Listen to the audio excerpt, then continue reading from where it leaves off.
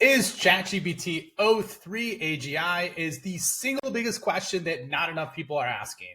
I'm Ryan Staley. Welcome to have you back. And today I'm going to go through one of the areas and releases that ChatGPT, or I should say OpenAI, released over the last few weeks that has gone silently unnoticed. This is one of the most insane models that I've ever seen when it comes to thinking and starting to use tools in the background that are agentic in nature.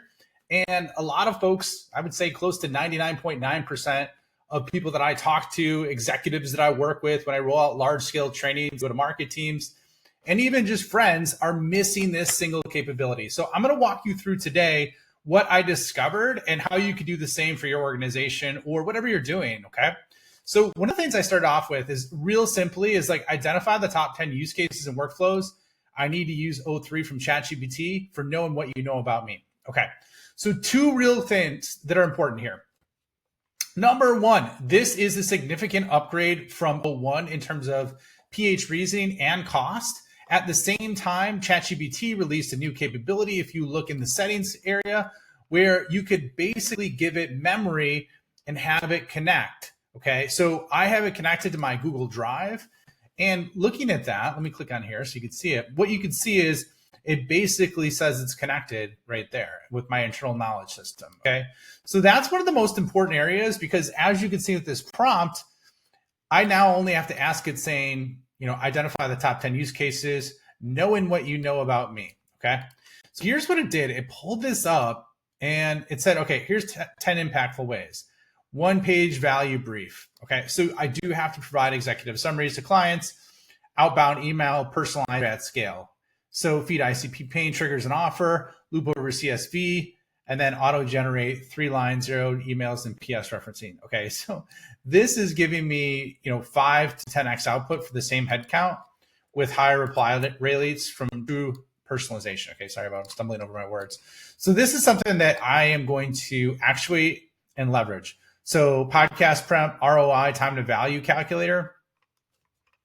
It also has sales call summaries and then AI skill enablement micro lessons, which is something I'm actually working on.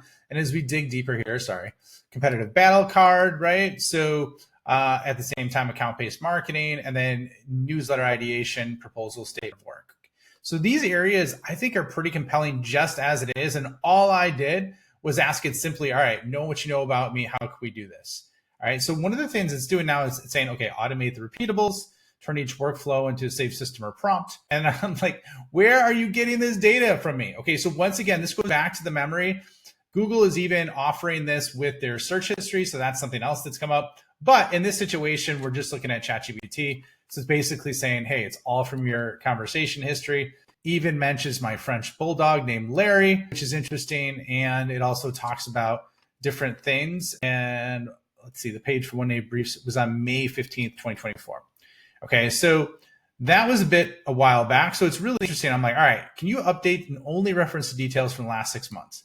Because a lot has changed with my business, just like I'm sure it has for yours. So instead of it having to go back 9 months, 10 months, a year, year and a half, I'm like, do that.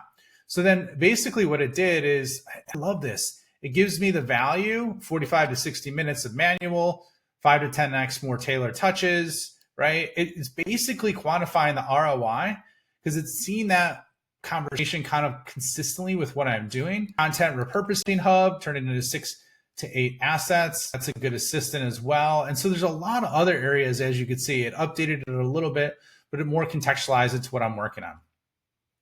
All right, and I decided, hey, why don't I challenge this a little bit deeper and just basically ask for the top 5 workflows I need to implement today will 10x my sales. Okay, now I posed the question at the beginning of, is this AGI or not? As you can see, I'm not giving it very hyper detailed prompts. I'm just talking to it in very direct, brief tones, but because it's got that massive context of everything that I'm doing, it's starting to understand and reason at a really deep level.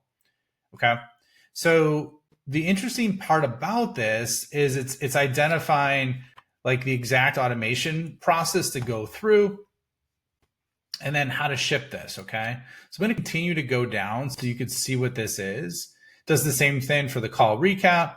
So what it's starting to do is it's basically looking at, and this is one of the things that I'm starting to focus on too, is like, how can I 10x my time, or how can I 10x my leverage through the use of agents and AI? All right. But I also look at how can we make it 10x better and look across all tools, not just Zapier. Okay. So that way you could have different examples of workflows to roll out instantly. Now, what it's also doing is starting to provide prompts. Okay. So it's talking about data enrichment, triggers, how to leverage this. And then it talks about organization, orchestration, personalization, and sequencer. Now, what I would say is what I'd be able to do is basically give it much more significant context. Like, for example, say I'm not using any, I'm only using Make, right? But it's giving me examples of different areas where I could leverage tools and stack them. So I start to have agents on top of each other. Real call intelligence, mentions some of the big ones there, mentions the tooling menu. Once again, other areas like the ROI calculator and executive one pager. So as you can see, I'm going to scroll down. Here's where I get a little direct with it again. Please rewrite and assume I don't know how to code and have limited automation experience. Also allocate capital time needed to create an ROI estimate. Okay, so I think this is really critical. A lot of people are missing this right now. They're kind of assuming that AI and agents are free. However, this is often missed. And so as we look through here, what it's starting to do is also scope out, okay, what do I need? ChatGPT team, $30 a month, HubSpot, basic workflows, and Apollo enrichment, right? So it's starting to maximize and identify that. And this is what's beautiful about it, because ROI with AI is a big kind of hot button right now. And so one of the areas it says is like, all right, time to build 2 hours. I think it's probably more than that, maybe 3 to 4, but still hours saved, 6 hours research drafting, 10 extra demos, 2 closed deals, 3.3K MRR. And this is what it references. Okay, these numbers are off. I don't know where it's gotten from. I was experimenting with some things in terms of agent offer that I was doing. So maybe it pulled it from there. Also has this too of like how you could leverage this with transcriptions and then effectively have that transcript sent to email. Oh, this is interesting. I didn't know this was possible. Okay. Sends transcript to email. Sorry. And then paste in a Gmail, hit send. Huh. Okay. This is interesting. So it breaks through all these different details. I'm not going to go through every one.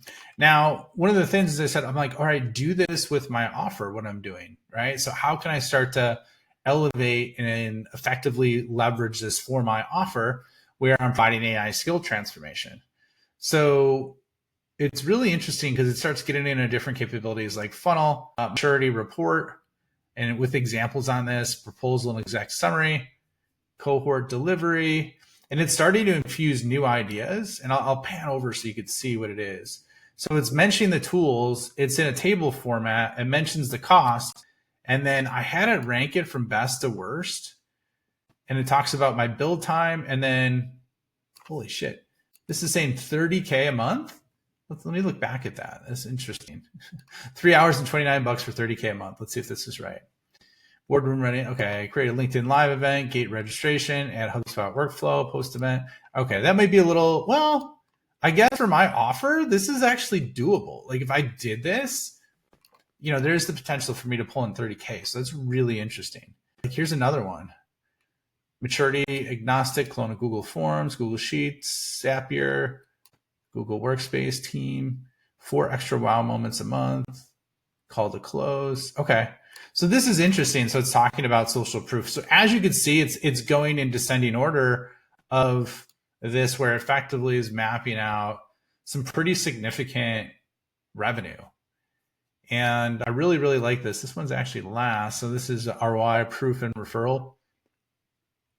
Google Sheets survey, turns in 150 word success blurb and quote in Canva, email client, publish on LinkedIn and tag them. Okay, like this is a super good idea where I could start to leverage my client's audience and status to expand the success they're having, but then also what I'm doing as well. So there's some really good growth loops in here. Now, I'm also starting to get into the fulfillment, right? So what we could do to make improvements on that. This is my curriculum, content and asset stack. Interesting. Okay. So there's a lot of different areas within here about how I could start to scale my offer, which is something I'm actively working on. And then it talks about capital and effort. So it talks about what's needed from a my labor as well as potential margin, which is interesting. So some really good stuff here that I'm starting to see.